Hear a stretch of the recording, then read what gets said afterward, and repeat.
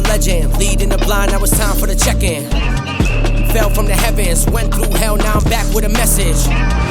They did less and I'm on. You don't gotta put it together to see the lesson.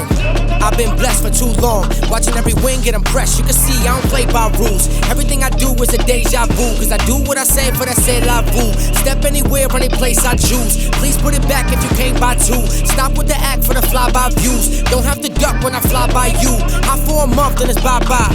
Bye-bye, you. Tears in my... Here we go. What's going on? IMU Network. We got the legend. You know what I'm saying? You know, this is one of my big groups. You know, I wish I could take it back to the old school where we was both 6 foot at the same time, but I ain't gonna do that. State championship in the neighborhood, 1999. But I get a chance to introduce to y'all head coach Kasib Powell. What's going on, bro? What's up with you, man? Happy to be here, man. I like what you got going on. Happy to be a part of it. Yeah, man. I mean, it's a pleasure, first and foremost. You know, I see the season's about to start, and we're going to get into the logistics. And, you know, back in, the 2008, 2009, I said, you know what? Let me look at the headlines. And I'm like, who hooping still? You know how I go. Right. You got regular jobs. You trying to figure out, I'm still hooping at the same time. I still might have my aspirations to go into the G League, and I tried out for the Erie Hawks, and things ain't work out, made it to the last cut. But Tell me a little bit about the process of Sioux Falls and you as a head coach now, knowing that you played there and going into the season. It's a grind. Whenever you're playing in minor leagues, it's always a grind. You're always, when you're a kid, you're thinking about playing in the NBA at the highest level. So, playing in the G League isn't something that's really on your mind, but it's a great stepping tool and also a great place to get seen for exposure, So, when I say it's a grind, man, you got to go there. You got to put in the work. A lot of the guys are learning how to be professional. Some of them have the talents, but, they're just coming out of school. They may not know how to be professional or just may not know how the professional game or the NBA game goes. So, being in Sioux Falls, I think that's what we try to get ahead of, just letting them know exactly what the NBA teams are looking for, and just to better their careers, even if it's not in the NBA. We just want to see everybody do better that comes through Sioux Falls, and it's a good place to launch your career or to better your career. So, it's my second year as head coach. I've been assistant coach for like 5 years. So I've been with the organization for a while. And like you said, I also played there. So I understand the value in it. There's a lot of value in it. I just try to get the guys to buy into it. Sometimes people think as being in the G League is almost like a demotion, but it's a great place to show your skills and your talents to be able to get where you want to go. What's funny about that? It's first of all, the social media aspect, what they got now versus what we had coming up. There was you had to be in the cream of the crop, the blue chip. If you wasn't invited to these camps, if you wasn't on the radar, you probably wouldn't even get seen it. So what's the difference from the early late 90s to 2022? Because I see a generational difference, knowing that the pay is different, the perspective is different. How the coaches and the playing staff approach players that are coming out and coming into the league. Right. No, I think the professional level, they did a better job of doing scouting, whether you're D2, D3, NAIA, overseas, there's somebody that always could watch you and see you. You know what I'm saying? So it's like you have those guys that's coming from smaller schools and mid-majors and, that are being very successful where, years when we grew up, the Dukes and the Kentuckys, those were the guys who kind of got put on and, everything else had to fall in line after that. But now, you got guys that are playing in different leagues, but still getting exposure. And I think that goes back to the G League. You can get that exposure here. I think they do a great job of broadcasting it so that you get ultimate exposure. When I played, the social media wasn't like that. So it was harder. You almost had to be at the game, to be able to see that person and recruit that person or scout that person. Whereas now you could jump on live stream, you could send scouts there, whatever it is. But, they'll find you. If you could play nowadays, they'll find you. Back in our day, it was a little bit harder. But, with the progression, Yeah, with the progression of just the technology and all the stuff, and just having a bigger staff, I think that, you know, that helps with evaluating more talent. Therefore, you get those guys that are coming from smaller schools, or maybe didn't even go straight to school, or have different journeys, and be able to play in that league.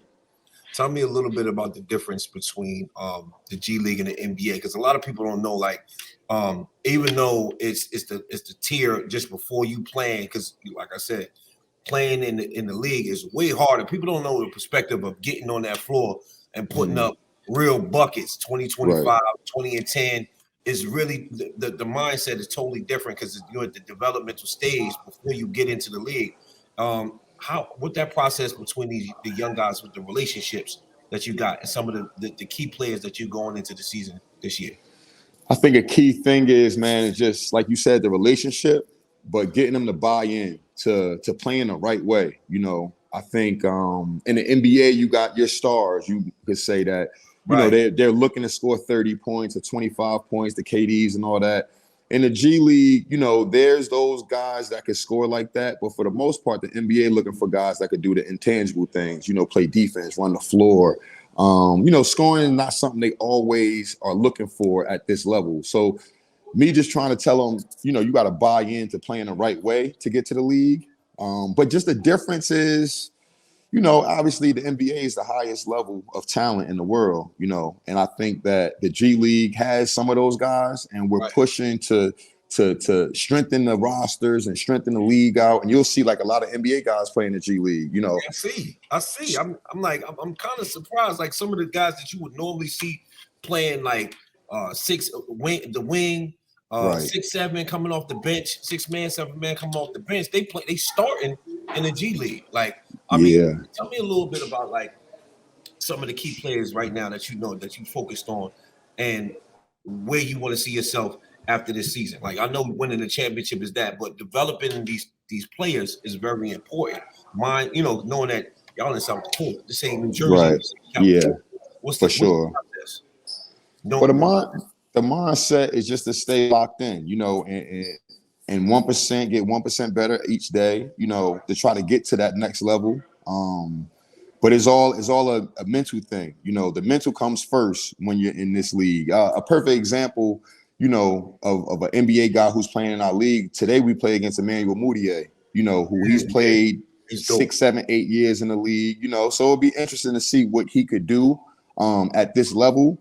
But yeah, man, just trying to get them to buy in and be ready for that moment when they do get called to that big club or whatever it is. But it's not a huge difference, man. The travel's a little different. You know, the hotels, the NBA guys staying in is a little bit different. But it's all basketball, man. We playing basketball. We trying to come together as a team, and we want to, like I said earlier, we want to better everybody's careers, whether that's NBA or overseas. So that's my goal at the end of the year. Like you said, I would love to win a championship, but for me, my joy is seeing these guys get called up, seeing these guys get the contract overseas for 6 figures, or, you know, because I was in their shoes before, and I understand the everyday grind of playing, and then also getting the gratification of getting that contract or getting that call up. So, you know, championship is definitely number one agenda. But that's probably 1A, 1B is right there, right behind it with getting these players called up and better their careers, man. That's where I want to be at the end of the year. Facts. You know, and you know, the funny thing is, I'm gonna go back down memory lane, because I tell people all the time, I said, when you see a guy that has a character, you know, he's playing a role for a team, it might not necessarily be who he is. Tell me a little bit about your journey, and, you know, for the audience that's out here, I'm trying to understand how long that journey was to get to where you are now from back then. Oh, it was a long journey. You know, I started playing when I picked up a basketball when I was 7, you know, so just from there, going to Teaneck High School, living that great journey, winning the state championship there. But, you know, like they say, I'm a journeyman. I played junior college. I went to Division I at Texas Tech, played overseas a lot, played in the minor league. So, you know, the journey is a long journey. What helped me is I learned to love the process. You know, the first couple times things didn't go my way, whether it was getting released or cut, I really didn't know how to handle it. But, you know, once I learned it's a long process, it's a journey, I just enjoy trying to get better, trying to win my matchup against the guy that's supposed to have a bigger name than me, you know. But just that approach of every day having to prove yourself, you know, that was the only way I was able to get to the NBA eventually, just having to prove myself day by day. But it wasn't a short journey. There was plenty of days where, you know, you got to look yourself in the mirror, you got to put your big boy pants on and just keep at it. You know what I'm saying? Because you're told no, or you're told maybe you're not good enough, or you're not strong or tall, whatever the case may be, you know. But the journey was a long process, man. I mean, you know, working on your body, working on your mental, making sure you're in the gym, you know. That was one of my main things, was trying to be the hardest working guy. You know, I felt like if I wasn't working super hard, somebody else was, you know what I'm saying? So for me, I wanted to take advantage of being in the gym, becoming a better basketball player, becoming a student of the game, you know. But like when we talk about this journey, man, it was over 20 years of just putting days together, stacking days together, you know, some bad ones, but just trying to keep the good ones and being positive. And, you know, it ended up having me where I'm at right now as a head coach with the Skyforce. But it's all hard work, man. I just try to outwork everybody, you know, and that's kind of one of my ingredients, one of my pedigree that I kind of put out there is I just want to be the hardest working guy. And whatever I'm doing, whether it's playing basketball, whether it's coaching, you know what I'm saying? So that's something I pride myself on. Yeah, man. How do you, first of all, like, all right, so see, most people don't understand. This guy was a point guard, shooting guard. Yeah, right. When he was growing up, it wasn't this. You get what I'm saying? So tell me about that process from going to player to coach. You know what I'm saying? Because this is a, you know, shout out, rest in peace to Coach Marsh. You know what I'm saying? Yeah, for sure. Rest in peace. Yes. One of the best coaches that I've ever got a chance to play against. So, you know, knowing that you had a legendary coach all along the way and playing for the Miami Heat, what's the difference at this level, knowing that you are the head coach? What's the whole prerequisite and how you feel about leading the charge, knowing that you got some hard heads, and, you know, we was knuckleheads back then. Right. Coach now. What's the for difference? sure? The difference is the responsibility. You know, and I was talking about it with my staff earlier. We coming into game one today. We just came from shoot around, and it was like, as a player, I felt like I had more control because I was playing. You know what I'm saying? Right. As a coach, you don't have as much control. You know, you can still have an imprint on the game, but the players got to play. So just that part of it is different, but just the responsibility to make sure that they know everything they're supposed to know going into the game. You know, like I say, I can't control the outcome. I can't control who scores what, how many points if the shots are falling or not, I can't control that. But I can help them in being prepared, you know, so when the game comes that they have all the tools and all the answers to the test that they need, you know. So that's my approach with it. You know, I just want to be able to help them while they're on the floor. So just the responsibility, you know, when you're a player, you could take care of yourself. You could go about things a certain way, and people could people could follow you by example. You know, they could see what you're doing and say, okay, we need to get on that level.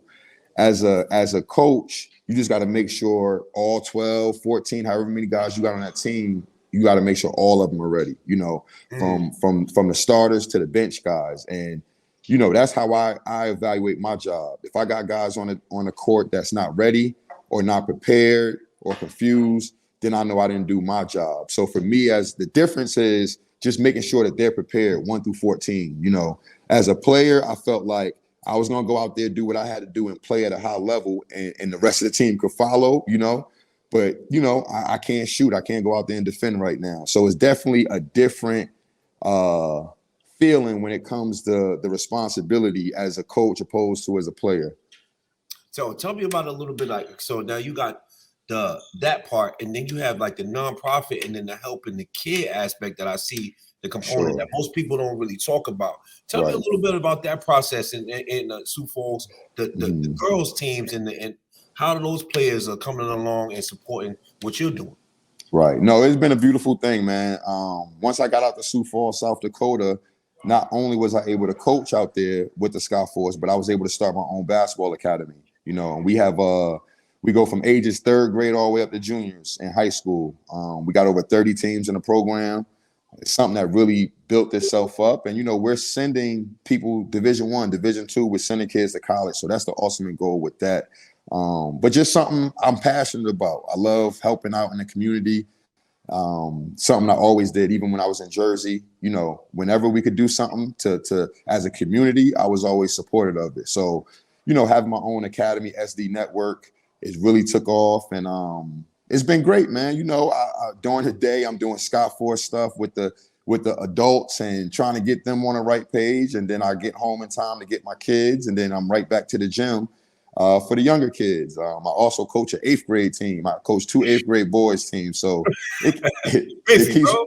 Yeah, it keeps me busy, man. I mean, you still, like, it's still a baller, like, you know, it's a hard junkyard dog. I understand the whole perspective because, you know, I got kids, you know, just in the city, and this year I let them, you know, we paid, you know, a fee for them to play in the Rucker Park, you know, get guys from the D2, D3 level that never played at Rucker Park, and this was my second season doing that. And then we you know, IMU Network, we got the media company where we sponsor kids to go, you know, give them book money. Right, that's big, right? Help them get overseas, help them get a look in semi-pro, because I play semi-pro and overseas at the same time. So I understand the grind to not have the money and the assets to get where you need to go. And I appreciate you. I'm here to celebrate you. You know, we're gonna go on a journey together. We're gonna write about y'all a lot. You know, anything that you want from us, just let us know. If you need good reviews, when the news is telling you bad stuff, we got journalists that's at Rutgers University that's going to be able to write for you and be able to talk about all the good things. That's what we're doing here. And head coach, you know, Kasib Powell, man, you know, it's a good experience to know that at least one of the good guys got out the pack and is out there leading in the NBA and doing the right thing, man. So I appreciate you having me. I appreciate you, man. I love what you're doing as well. You know, we doing the same thing, man. We helping the community, we helping kids, we helping whoever needs the help. You know what I'm saying? So I appreciate what you're doing, launching this off the ground, my guy. I feel like even though you said I made out the pack, I feel like you made it out the pack, bro. And I'm glad we could connect, come back, and help each other out. Yo, man, listen, we're going to connect. I know, you know, holiday seasons, you know, in football, we always are the rivalry, Hackensack, Teaneck. You already know, right? Yo, my last question. All right, we got a chance to play LeBron back then, and he wasn't that good. How was he playing when you played against him in Miami? I just want to know what your perspective was. He was the real deal. He was the real deal. I tell people I locked him up only because he had 14 points when we played. Because he had 14, we played against him. But the truth of the matter is they was blowing us out, so he ain't played a fourth. But LeBron is LeBron, bro. Like he's that dude. He was big, you know what I mean? He had the size. Like it was amazing just having to go up against him. Like that's when I had to pinch myself just to be like, okay, I'm here now. You know what I mean? But it's great, man. I can tell my kids that, you know what I'm saying? Like it's great memory to have. Great memory. Most people don't believe me. I'm like, yo, if you ever been to ABCD camp in Teaneck, New Jersey, you had to play against the best of the best. You had to. And if you didn't, I just finished. I'm about to get Lenny Cook on the next. You know what I'm saying? Tell Lenny I said what's up, man. You know what I'm saying? On the next interview, we're gonna go back down memory lane, and maybe you can help me get some of the fellas that we know. I'm trying to get Mike Nurse, and we gonna let go me down. Know. Yeah, let me know. We could get them on a lot of these players that that were key players and not role players, but key players on their teams to tell their legendary stories as we go down and we start making history, man. But it's a pleasure. I know you got to go, and let's get it. And I hope you guys win, man. I'm already rooting for you. Appreciate you, my God. Thanks for everything, bro. We'll talk soon. All right, cool, man. We're gonna write this article out, and then after the game, you'll see it, and then we'll send it to you. Mind of a legend, leading the blind. Now it's time for the check-in. Fell from the heavens, went through hell. Now I'm back with a message. They did less and I'm on. You don't gotta put it together to see the lesson. I've been blessed for too long, watching every win get impressed. You can see I don't play by rules. Everything I do is a deja vu, cause I do what I say for that c'est la vie. Step anywhere, any place I choose. Please put it back if you came by two. Stop with the act for the fly-by views. Don't have to duck when I fly by you. High for a month, then it's bye-bye. Bye-bye, you. Tears in my eyes, blood on my back from all of the knives. Can't trust a soul, you already know. Just me when I ride.